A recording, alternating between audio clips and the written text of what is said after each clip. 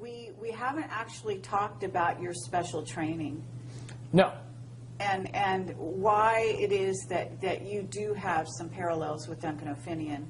And so having talked about the sort of Defense Authorization Act, at least on a very surface way, and explained that that is your motivation, can we actually go down that road to where we talk about where you've been and some of the information you have? Because your I don't know if it's your clearance level that gave you that, the additional information about black projects and about certain aspects of, well, to name Area 51 specifically, possibly other places that you haven't told me about yet.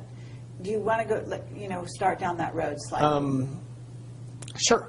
The level of secrecy and secret facilities and the capabilities of our nationally kept secrets would shatter most people's imagination of what is possible.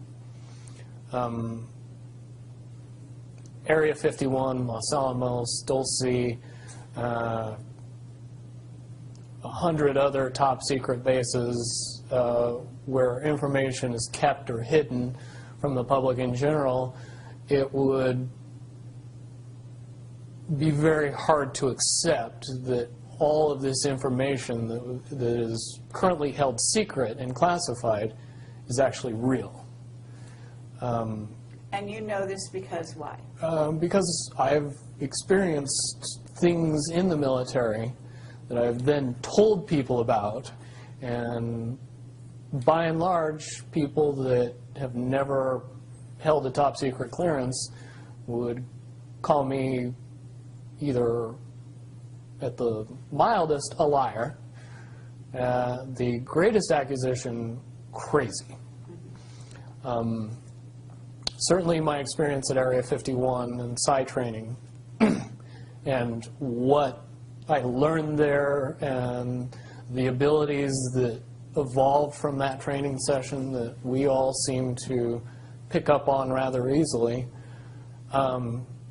were most easily described to the layman as Jedi skills.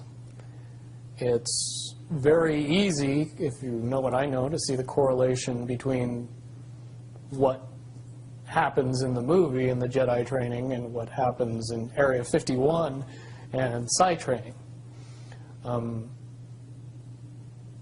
Certainly, we in the Nines all possessed a certain level of intuition and ability that would seem advanced to anyone who watched us use it. Can you elaborate on what you may have come across? Because if you're using these abilities, you're in Area 51, at what level did you go down to, or whatever?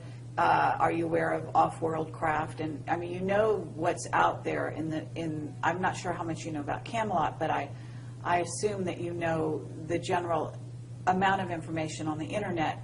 What can you substantiate having personal sort of knowledge of?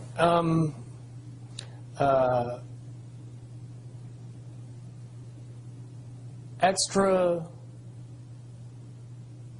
beyond human abilities for every human,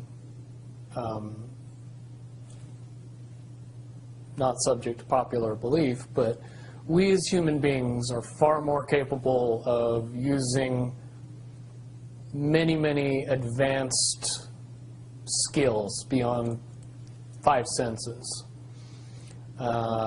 With a little bit of training and the knowledge that it was actually possible, most people could accurately predict the possibilities of the future, to know when other people were thinking about them, pick up on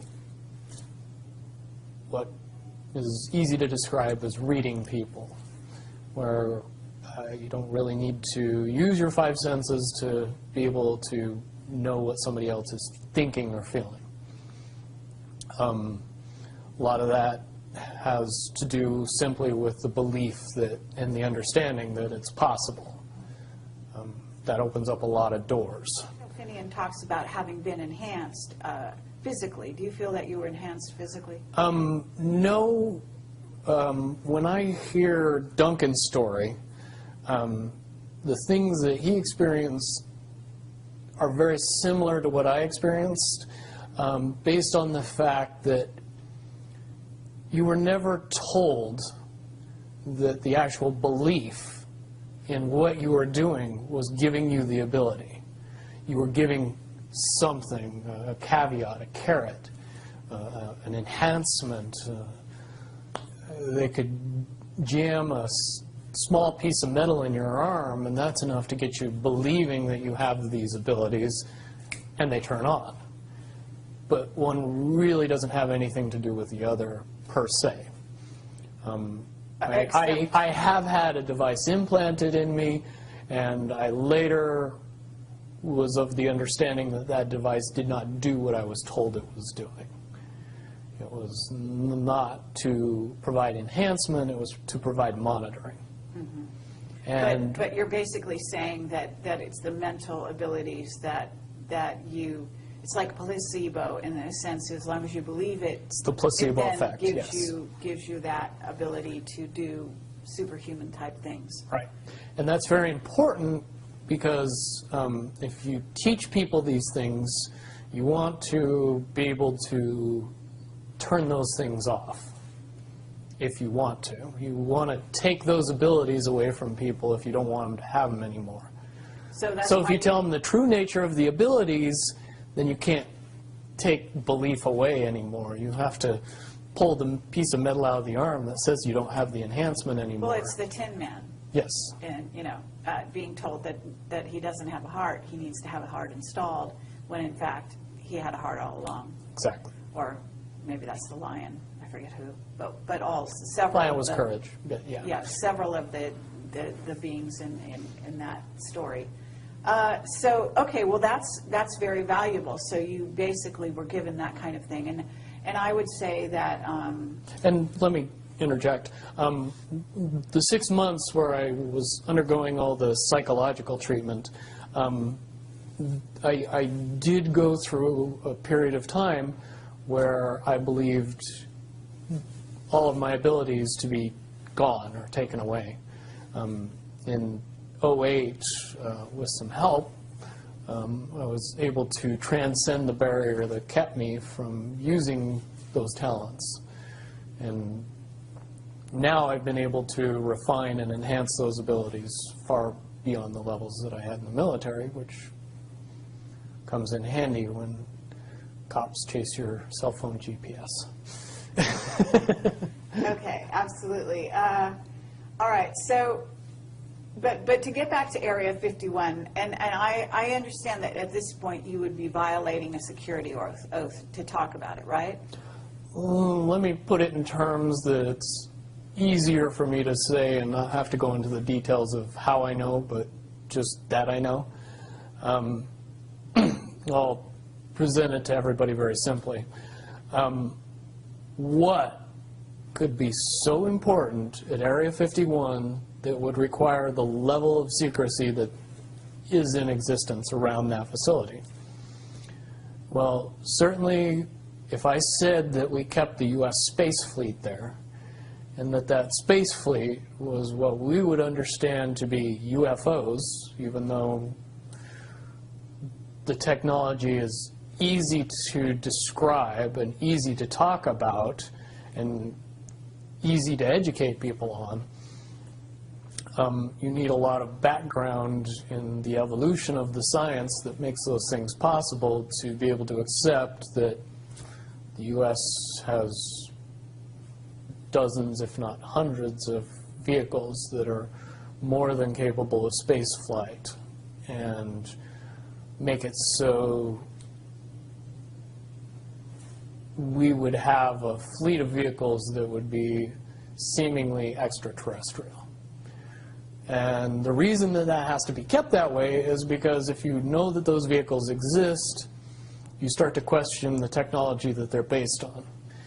And when you start to do that, then you start to question why we're still using petroleum products and solid rocket boosters and everything else, and things get quickly out of hand after that. So to keep those vehicles a secret is to keep everything else a secret, which is why you would need that level of security to prevent anybody from finding out about it. Okay, but that space fleet, as you call it, is capable of going anywhere easily throughout the solar system without much time or hindrance to the occupants. Okay, and explain how fast one could get to Mars, for example. Just below the speed of light. Okay, but in an hour? A day, I would A day. say would be more reasonable. Okay. Incredibly fast. Okay, have you seen these vehicles yourself? I've seen one type of one vehicle. Okay. And compared to when I saw it, which was more than 10 years ago, and what should exist now, I would say that it was a tinker toy bucket of parts compared to what we should have in existence now, based on the evolution of the technology that I know. As far as the off-world basis, I do not possess any personal knowledge. I do, however, believe in and have seen information that would suggest that anybody with a decent telescope could take a look at both the surface of the moon and the surface of Mars and see some things that look very terrestrial. Sure.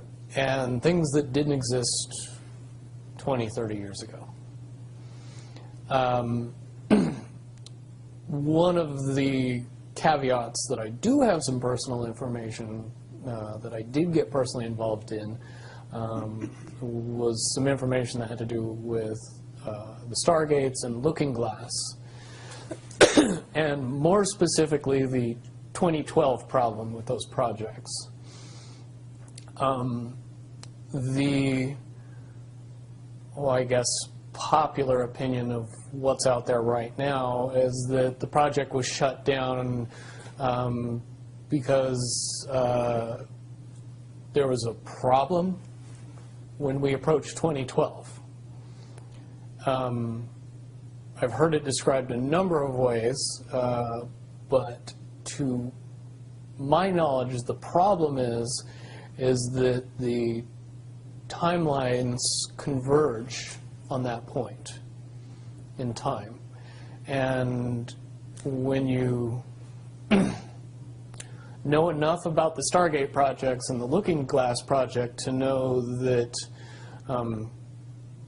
how string theory works and how the possibility of possibilities works and how making one choice over here doesn't necessarily mean that the other choice couldn't exist at the same time. But once you get your brain wrapped around this subject, you find out that at the end of 2012, in an easy way to put it, the choices that we make become less and less consequential to the future. And eventually we're pushed into this bottleneck of time, no matter which choice we make. And that's important to the people that had access to Looking Glass,